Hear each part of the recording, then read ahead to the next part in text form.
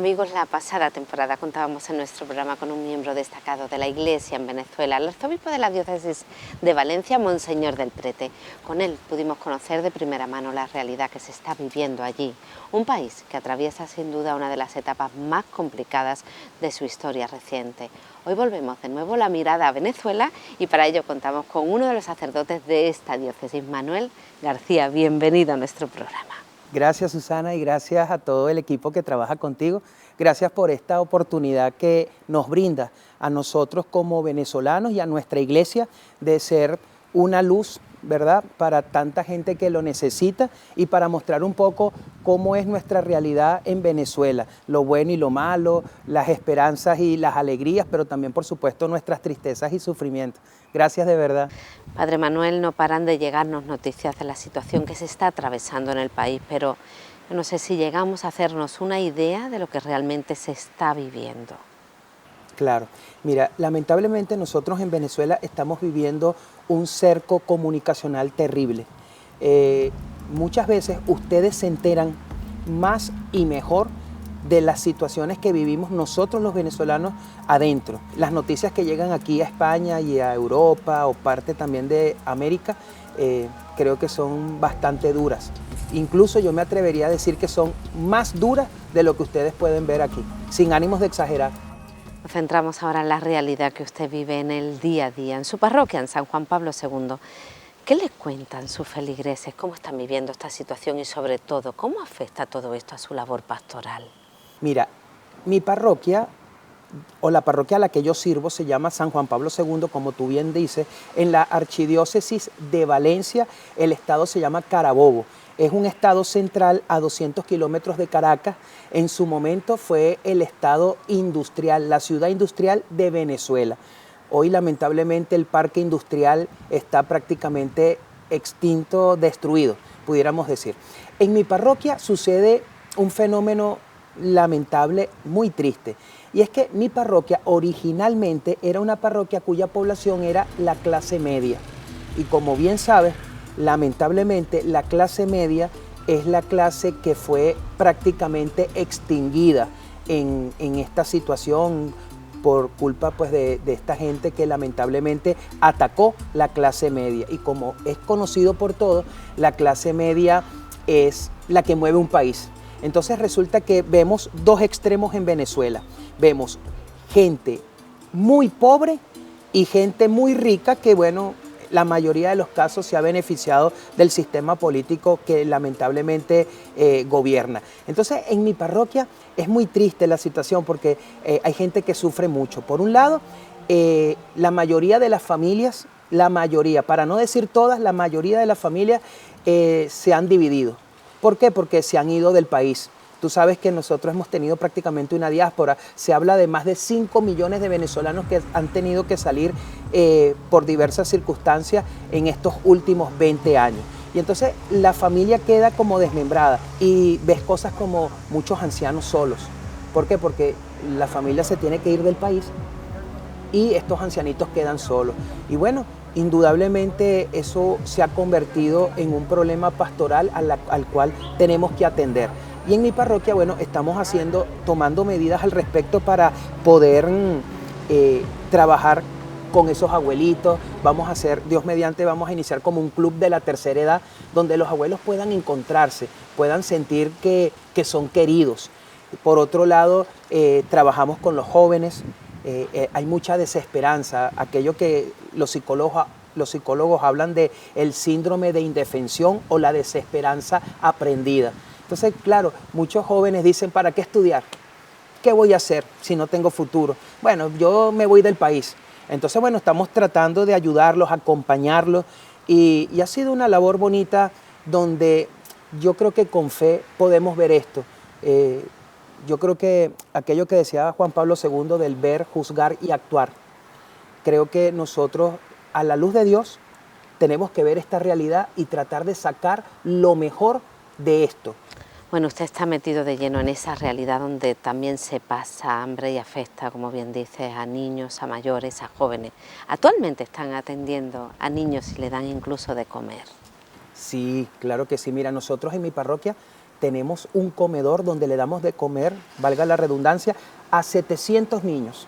Pero no solamente le damos de comer biológicamente, sino como yo les decía al equipo que trabaja conmigo de laicos, nosotros somos una unidad totalidad de una dimensión biológica, una dimensión psicológica y una dimensión espiritual. Entonces, a estos niños nosotros le damos alimentos obvios para el cuerpo, también le damos acompañamiento psicológico y también, por supuesto, acompañamiento espiritual. Tratamos de llevar el mensaje cristiano, el evangelio, la buena noticia, y tratamos de que ellos se sientan acompañados, bien sea, por supuesto, por Dios, un Dios misericordioso, y por unos hermanos que ven en ellos el rostro de Cristo. Y realmente han habido experiencias maravillosas, Susana, muy bonitas de verdad. También ahorita vamos a iniciar un banco de medicamentos como especie de una farmacia popular con medicamentos que nos han donado los hermanos católicos de aquí, de Sevilla, de Tomares, de la parroquia Nuestra Señora de Belén y otras personas que han querido colaborar. Entonces, la idea es que durante el año se hagan algunas jornadas para que las personas aquí en España, en Sevilla específicamente, puedan donar medicamentos de todo tipo. Y eso se va llevando a Venezuela para dárselo a la gente más necesitada, más vulnerable. Bueno, Padre Manuel, imagino que a veces esta es una realidad tan dura que ha de tener respuestas en su pastoral que van más allá de lo material. Pero me refiero concretamente a lo que usted utiliza como herramienta para vivir con coraje allá en Venezuela, y es la logoterapia. ¿De qué se trata? ¿Qué es? Bueno, tú sabes que yo tuve la oportunidad de estudiar psicología y me especialicé en una corriente psicoterapéutica de corte humanista existencial llamada logoterapia. Logoterapia viene de la unión de dos palabras griegas, logo, que significa sentido, y terapia, sanación. El creador de esto fue un doctor de origen judío llamado Viktor Frankl. Viktor Frankl tenía una intuición. Él decía que el ser humano se mueve por medio de tres motores, vamos a llamarlo así. El primer motor él llamaba, siguiendo al gran maestro Freud, ¿verdad?, el motor o la voluntad de placer. A nosotros nos mueve el placer. Luego hay otro motor que el teórico de esto se llama Alfred Adler, con algo que se llama la psicología individual. Él decía que el ser humano se mueve siempre buscando el poder, siempre buscando superar las adversidades, siempre tratando de ir más allá, cosa que no está mal y yo creo que es verdad. Pero entonces Viktor Frankl decía que hay momentos en la vida donde el placer y el poder no nos dice nada. Pareciera que se apagan estos motores. Tiene que haber un tercer motor que nunca se apague, que mueva al ser humano cuando esto no funcione. Y entonces él llamó eso la voluntad de sentido. Cuando la persona encuentra un para qué, cuando encuentra algo valioso tras un acontecimiento, una persona, etcétera, esa persona puede moverse. Pero padre, en el momento en que no tienen nada, pasan hambre, que incluso se tienen que marchar del país, ¿cómo utilizar esta herramienta? Hay un psicólogo muy famoso que hablaba de que el gran psicólogo Maslow, él hablaba de que el ser humano es como una pirámide, y él decía que las personas tenemos que saciar nuestras necesidades primarias para pasar a otras necesidades más espirituales. Bueno, pues te digo algo. Esa teoría suena muy convincente, pero no es real del todo. Porque yo he visto personas que tienen hambre y no han dejado de ayudar al otro.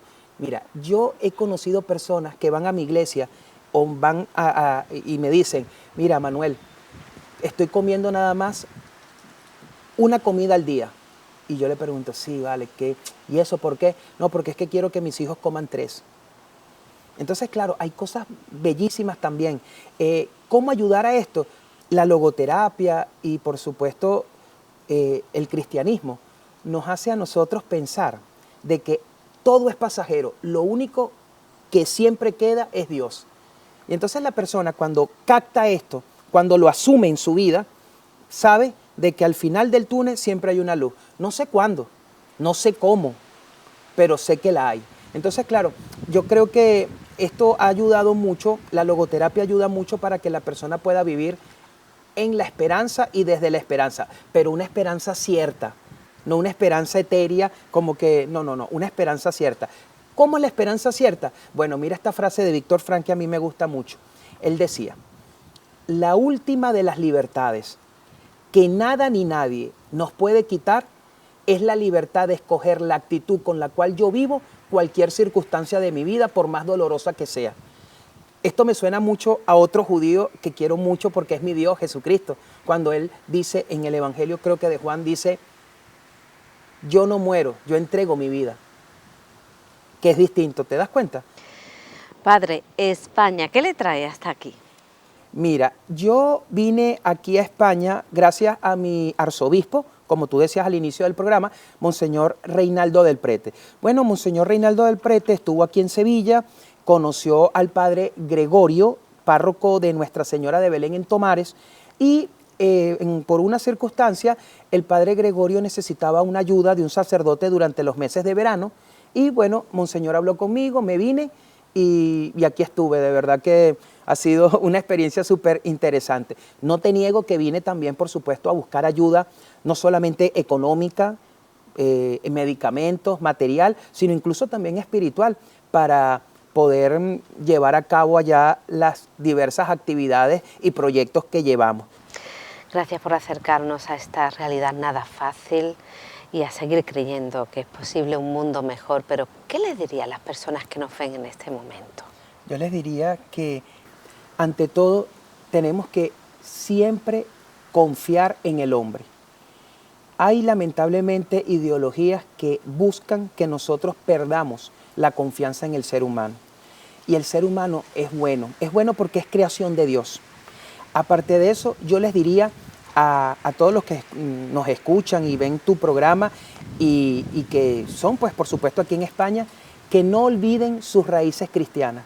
Yo particularmente estoy muy agradecido. Yo soy de una generación en Venezuela, antes de esta terrible tragedia que nosotros lamentablemente tenemos que llamar chavismo.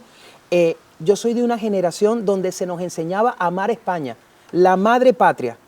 Ahora hay unas ideologías tontas en Venezuela o en algunos gobernantes, México, de que ahora España es la mala del cuento, usando historias negras, leyendas negras, que para nada. España dio o nos regaló a nosotros cultura, nos enseñó herramientas de trabajo, y algo que particularmente yo estaré siempre agradecido, soy católico.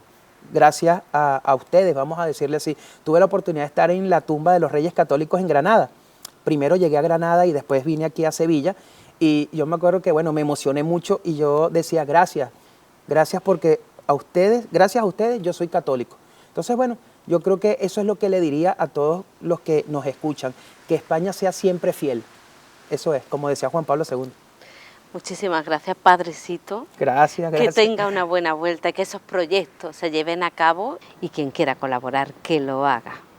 Sí, yo cuento con sus oraciones, de verdad, y por supuesto todos aquellos que quieran ayudar, colaborar con los proyectos que tenemos, bienvenidos. Entonces, bueno, de verdad que gracias a ti y a todos los que nos escuchan.